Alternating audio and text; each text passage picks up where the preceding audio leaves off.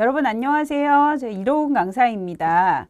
첫 번째 시간에는 비뇨기계 암을 중심으로 한 지급 사례를 여러분들께 소개하고자 합니다. 그래서 비뇨기계 하면 지금 비뇨기계 암 중에서 방광암, 전립선암, 신장암, 오늘 이 세 가지에 대한 사례를 풀어보는 시간 가져보겠습니다. 첫 번째 스토리텔링 사례는 방광암입니다.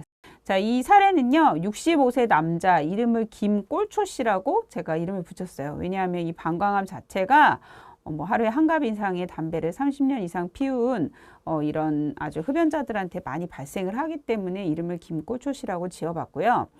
이분이 이제 병원에 방문하게 된 내원 경위를 보니까 최근 소변이 시원하게 나오지가 않고 또 건강검진에서 혈뇨, 그러니까 검사 결과에서 소변에 피가 섞여 나온다는 소견이 있어가지고 정밀한 검사를 하기 위해서 내원을 했습니다. 그래가지고 2014년도에 방광과 요관에 비침습암, 이 경우에는 조금 이제 아직 제자리암 상태여가지고 비침습암이라고 하죠. 침습 전에 상태가 발견이 됩니다. 그래서 이때 그 방광경을 통해 가지고 이미 수술을 한번 하셨어요. 그런데 또 2021년에 이제 재발을 해가지고 방광에 침유암까지 발전을 한 단계입니다.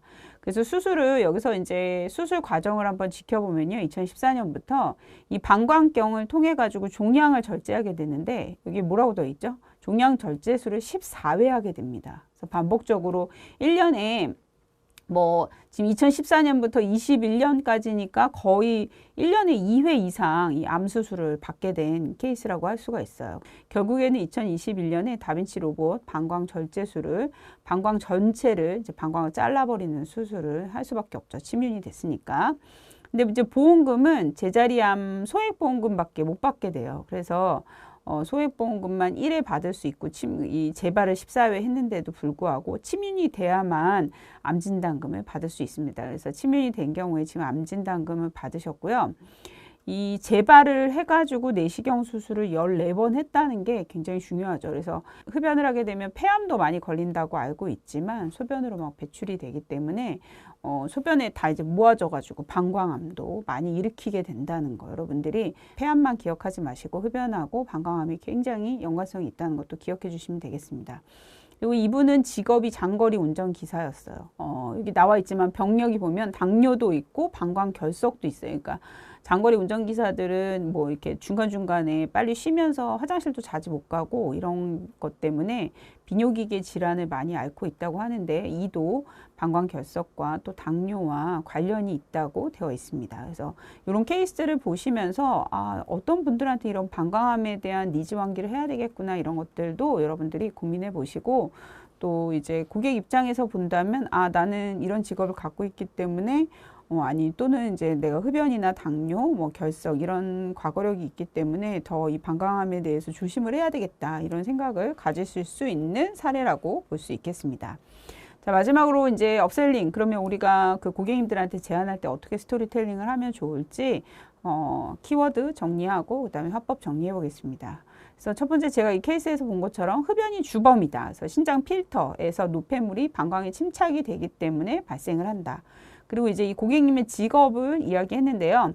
이 경우에는 운전기사였지만 사실 이 방광에 모이는 건 직업과 밀접한 관련이 있다. 화학약품이라든가 이런 것들이 결국엔 소변을 통해서 배출이 되는 거기 때문에 요로 감염이나 방사선에 노출되는 케이스들은 방광암에 위험하다. 키워드 하나는 과거 병력입니다. 그 고객이 봤을 때 당뇨나 방광 결석이 있었던 경우, 또 어떤 암이나 어떤 여러 가지 사유로 방사선 치료를 하게 되는 경우에도 방사선 노출이 원인이 된다 그랬잖아요. 과거 병력도 이제 일으킨다. 그다음에 요로 감염 중요하겠고, 그 다음에 마지막 키워드는 높은 재발률입니다. 죽여도 살아나는 암이라는 점을 기억하시면 되겠습니다. 방광암은 흡연으로 생기는 폐암만큼이나 많이 발생하는 암입니다. 그런데 방광암은 침윤이 잘 되지 않아 사망에 이르지는 않지만 다발성으로 재발을 많이 해서 여러 번의 수술을 해야 하는 고통스러운 암이라고 해요. 고객님의 직업이 아무래도 유해물질에 노출되는 직업이시고 장시간 운전으로 인해 자주 요로 감염도 걸리신다고 하니 보험금을 소액으로 주는 보장 상품만 가지고 계시다면 매우 위험할 수 있습니다. 장기적인 치료를 충분히 받으실 수 있도록 보장 금액을 증액해 보시면 어떠실지요? 다음은 전립선암 사례입니다. 이름을 69세 남자 아차차 씨라고 지었어요. 이분의 내원 경위를 보면 전립선하고 상관없이 최근 꼬리뼈가 아파서 병원에 방문하시게 됩니다. 근데 검사 결과를 보니까 전립선 암인데 척추뼈에 전이가 된 거예요. 암세포가. 그러니까 너무 늦게 가신 거죠. 그래서 수술은 전립선암 수술하시면서 요추의 고식적 수술이 뭐냐면 너무 이제 종양이 뼈에 남아 있으니까 종양을 제거하는 수술을 3회 정도 하고요. 항암 방사선 치료 15차. 근데 이 이후에도 계속 하셔야 돼요. 뭐 암이 죽지 않았기 때문에. 그런데 이제 전립선암을 소액보험금으로 가입하고 계신 분들이 굉장히 많기 때문에 소액보험금만 1회 남아 계신 거죠. 근데 실제로 전립선암 착한 암이라고 늦게 자라고 뭐 사망하지 않는다 이렇게 알고 계시는데 이렇게 뼈에 전이가 된 경우에는 고통의 나날을 계속 보내야 됩니다. 남성암 중에서도 무려 4위에 차지하고 생존율은 94%에 해당하지만 그래서 생존율이 좋지만 고통의 나날을 보내야 된다는 거 이게 이제 포인트라고 할 수가 있겠고요. 그래서 또 여기서 하나 소개해 드릴 게 이 전립선 특이항원 검사라는 거예요. PSA라 그래가지고 전립선 암에 걸리면 이 특이항원이 나오게 되는데 이거는 이제 혈액 검사로 바로 알 수가 있거든요. 이분은 왜 이렇게 꼬리뼈가 될 때까지 못 갔냐면 이 PSA 검사를 한 번도 안 하신 거죠. 그러니까 이 검사가 되게 중요하다. 이걸 알아두시고요. 원인은 고령화예요. 첫 번째 원인은 그래서 굉장히 노인들한테 많이 발생을 하고 그다음에 직업적 요인, 흡연도, 그다음에 이제 초기 증상은 잔뇨감, 소변을 봐도 본 것 같지 않은 그런 느낌이 있는 건데 이렇게 되지 않도록 고객님들한테 이야기하는 화법 이런 사례를 좀 소개하시면서 이야기하시면 좋을 것 같습니다. 키워드 정리해 보자면요. 전립선암은 생존율이 94.4%지만 암세포 자체도 잘 죽지 않는 장수암이라는 걸 기억하시고요. 그다음에 전립선암의 원인이 노령화다. 가족력도 가지고 있어요. 한 3배 정도 된다고 돼 있고 제초제. 그래서 농업을 하시는 우리 시골에 계신 노인 남성분들한테 특히 많이 발생하고 있습니다. 그다음에 전립선 특이항원 검사라 그래서 PSA 검진하셨냐. 그래서 그런 분들 대상이 되신 분들한테는 혈액 검사 하셔서 전립선암 일제 초기에 발견하실 수 있도록 하시면서 만약에 가입 금액도 너무 소액암으로 가입이 돼 있다면 가입을 유도하시는 것도 아주 좋은 터치 방법이 되실 거라고 생각이 됩니다. 그다음에 거세 저항성 전립선암이라 그래서요. 이건 왜 소개해드리냐면 착한 암이라고 하지만 이 중에서도 거세 저항성이라서 호르몬을 아무리 제거를 해도 전립선 호르몬이 계속 나와가지고 항암 호르몬 치료를 해도 또 2, 3년밖에 생존하지 못하는 무서운 질환도 전립선암 중에 있다는 거를 여러분들이 기억하시고요. 그래서 이런 키워드들을 화법으로 정리하셔가지고 옆에서 지금 소개해드리고 있으니까 고객 터치를 전립선 항원 검사 1만 원, 10,000원 정도밖에 안 하거든요. 그래서 이런 검사를 하셨는지 좀 물어보시면서 꼭 체크하셔가지고 하시고 또 이런 전립선 암 같은 경우에 로봇 수술을 많이 하니까 비용이 높다는 것도 설명하시고 그래서 너무 금액을 소액보험금을 가입하고 계신 경우에는 한 번 더 제안을 해주시기 바랍니다. 고객님, 전립선암은 착한 암이라고 알려져 있지만 늦게 발견되면 특히 척추뼈로 전이가 많이 되어서 통증 때문에 고생하는 암이라고 합니다. 가장 큰 원인이 고령화라고 하니 장수하시는데 필수적으로 준비하셔야 하는 암보험금입니다. 10,000원 정도만 내면 되는 전립선 특이항원 검사만 하시면 조기에 발견하실 수 있다고 하니 정기적인 검진도 받으시면서 전립선암에 대한 보장 금액을 증액해 보시면 어떨까요? 전립선암은 로봇 수술하는데 비용도 높다 하니 꼭 증액을 하시는 게 좋습니다. 자, 마지막은 신장암인데요. 신장암 사례예요. 신장암은 이제 여자 58년생이셨는데 이분은 2022년에 3월 진단을 받았어요. 신장의 악성 신생물, 콩팥에 이제 생긴 건데요. 이분이 2022년 5월에 로봇 보조 복강경 신장 전 절제술 한쪽 신장을 다 달라낸 거고요. 조직 검사를 하니까 5cm 정도의 신세포 카르시노마라는 이런 진단을 받았고요.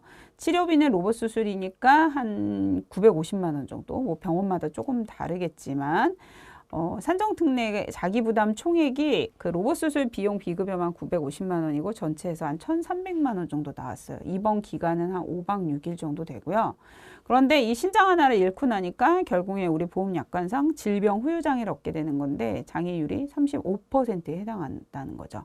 그래서 요거를 한번 보장 플랜으로 한번 시뮬레이션을 해보면 3대 질병 진단비 중에서 암 진단비라든가 그다음에 MRI, PET 검사 지원비를 보장한다 그러면 요거까지 다 받으실 수 있고 기본적으로 암 진단비, 암 수술비, 그다음에 다빈치 로봇 수술 특정 수술 특약 같은 게 여기 많기 때문에 요거라든가 암 입원 특약 요거까지 있으면 요 부분을 다 받으실 수 있겠죠. 물론 1호종 우리 생명보험에서 1호종 수술까지 있으면 이거 당연히 받을 수 있으시겠고 여기에 이제 마지막으로 중요한 게 흉복구 장기장애, 질병우유장애까지 가입하셨으면 3,500만 원의 금액을 받으실 수 있으니까 굉장히 보험금이 큰 금액이 되겠죠. 그래서 한쪽 신장을 잃었을 때 질병후유장애가 암보험에서도 받을 수 있구나. 요거 기억하시면 되겠습니다. 마지막으로 이제 정리를 해보면 신장암에서는 이 신장은 뭐 어떤 증상이 없었어요. 사례처럼 건강검진 시 우연히 발견되는 경우가 많고 복부 초음파에서 발견되니까 우리가 건강검진 하실 때 기본검진은 없지만 복부 좀 초음파를 추가하시면 이런 신장암 같은 걸 빨리 발견할 수 있다. 요거를 알 수가 있겠고요. 그 다음에 신장 투석하시는 분들이 많아요. 당뇨 환자들한테. 그래서 그런 사람들한테 신장암이 많이 발생하고 있고 또 고혈압이 또 신장암을 일으킨다고 되어 있어요. 그래서 고혈압 환자분들한테는 또 신장암하고 관련이 있다고 하니까 이 부분에 대한 보장이나 이런 걸 준비하자. 그다음에 신장의 결석이라든가 신장의 감염이라든가 이런 또 유전적 소인, 신장에 콩팥에 뭐 종양이 있었던 그런 분들한테는 더 제한을, 업셀링 제한을 해주시면 좋은 제한화법이 되고요. 제가 아까 사례에서 소개한 것처럼 로봇 수술을 하시는 경우도 많고 또 이 경우에는 암 진단뿐만 아니라 질병우유장애도 중요하다는 거 이거 강조해 주시면 좋은 스토리 사례를 통한 스토리텔링이 되실 거라고 생각이 됩니다.